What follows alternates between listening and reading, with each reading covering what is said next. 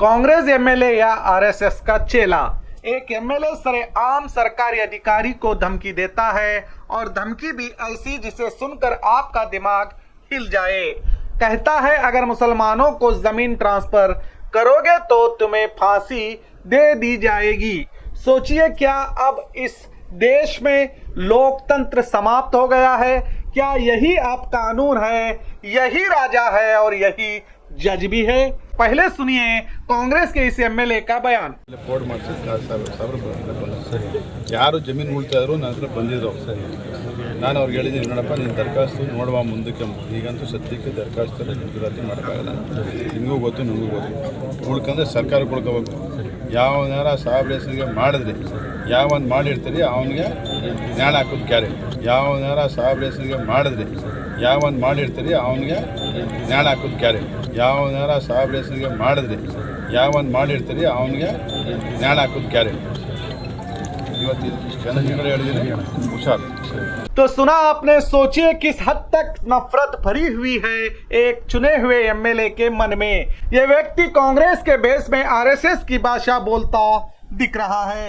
नफरत उसके जबान से बह रही है। आज हम एक ऐसे समय में जी रहे हैं जहां एक नेता का एक शब्द, एक बयान पूरे माहौल बदल सकता है। और जब यह बयान किसी चुने हुए जनप्रतिनिधि का हो तो इसका असर सिर्फ अल्फाजों तक नहीं रहता बल्कि समाज के मनोबल पर पड़ता है। हर एमएलए का फर्ज होता है हर धर्म, जाति और समुदाय के लोगों के हित में काम करना।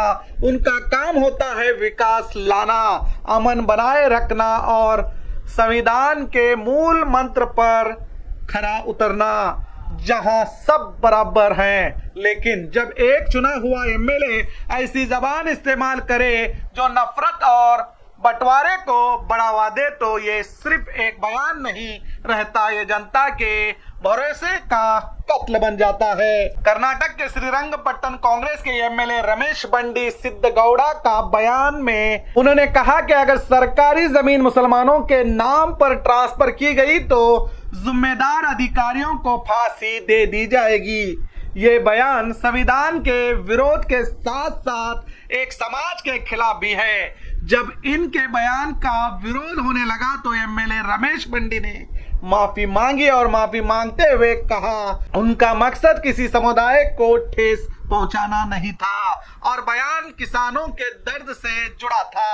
ये कहते हैं अगर किसानों के दर्द से जुड़ा था तो क्या इस तरह के गैर संवैधानिक शब्दों का इस्तेमाल करने का किसने दिया इन्हें अधिकार? मगर सवाल यह है, क्या सिर्फ माफी से भरोसा वापस आता है? क्या ऐसे शब्दों के लिए माफी काफी होती है? जो खुद एक क्रिमिनल होकर ये एमएलए कह रहे हैं कि अगर मुसलमानों के नाम पर सरकारी जमीन ट्रांसफर हुई तो जिम्मेदार अधिकारियों को फांसी दे दी जाएगी। जबकि इसी एमएलए के खिलाफ सीबीआई ने चार्जशीट फाइल की थी। मंडिया अर्बन डेवलपमेंट अथॉरिटी मूडा केस में 160 प्लॉट को गलत तरीके से अलॉट करने के मामले में, और सिर्फ यही नहीं, उन पर 2016-17 में एक रेवेन्यू इंस्पेक्टर ने एफआईआर दर्ज करवाई थी जिसमें फोन पर धमकी देने और गाली देने जैसे आरोप लगे थे। और जब 2018 के चुनाव में अपना एफिडेविट जमा किया तो उसमें एक क्रिमिनल केस की जानकारी दी गई थी। लेकिन 2023 के चुनाव तक इनके खिलाफ टोटल 2 क्रिमिनल केस हो चुके हैं जिनमें से एक केस सीरियस कैटेगरी में आता है। तो आप ही सोचिए, जिस नेता का बैकग्राउंड ही क्रिमिनल हो उसकी जबान से मोहब्बत की उम्मीद कैसे की जाएगी? अधिकारियों को धमकाना इनके लिए कोई नया काम नहीं है। ऐसे लोग जब कांग्रेस के झंडे के नीचे छुपे होते हैं तो पार्टी की इमेज और सेकुलर सोच को नुकसान पहुंचता है। ये वक्त है कांग्रेस पार्टी को सोचने का, क्या ऐसे लोगों को पार्टी में जगह मिलनी चाहिए? यहाँ एक और बड़ी चिंता उभर कर सामने आती है। कांग्रेस खुद को एक सेकुलर पार्टी के रूप में पेश करती है, लेकिन जब कांग्रेस के ही एक एमएलए आरएसएस जैसे संगठन की भाषा बोलते हैं तो जनता पूछती है क्या ये ही सेकुलरिज्म है?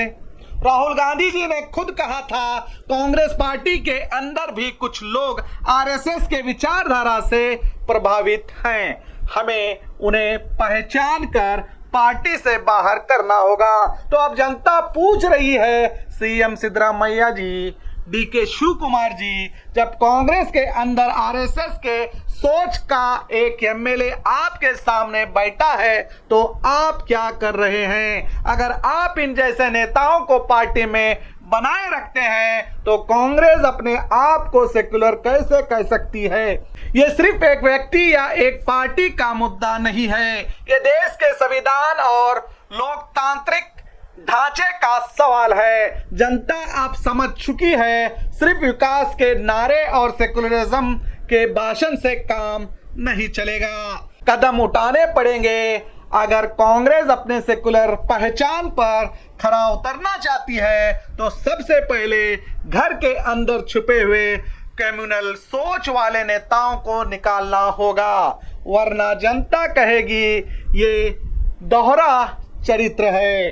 जनता का भरोसा जीतना मुश्किल नहीं होता, लेकिन उस पर बना रहना सबसे बड़ा इम्तिहान होता है। मैं एक जर्नलिस्ट हूं और कांग्रेस पार्टी का डिस्ट्रिक्ट माइनॉरिटी प्रेसिडेंट होने के नाते अपना फर्ज समझता हूं कि मैं पार्टी के जिम्मेदार नेताओं से कहूं ऐसे आरएसएस सोच वाले एमएलए को कांग्रेस से तुरंत हटाया जाए, तभी पार्टी पर माइनॉरिटी का विश्वास बना रहेगा। इसीलिए मैं मुख्यमंत्री सिद्धरामैया जी और राहुल गांधी जी को इस मामले में ऑफिशियल तौर पर ईमेल भी रवाना किया हूं, जो आप स्क्रीन पर देख सकते हैं। अब देखना यह है कि कांग्रेस के बेस में छुपे इस आरएसएस सोच वाले एमएलए के खिलाफ क्या कार्रवाई होती है। क्या आप चाहते हैं ऐसे नेता कांग्रेस में बने रहे? अपना जवाब कमेंट में जरूर लिखिए, और अगर आपने अभी तक हमारे चैनल को सब्सक्राइब नहीं किया है तो अभी कीजिए और देखते रहिए हक की आवाज।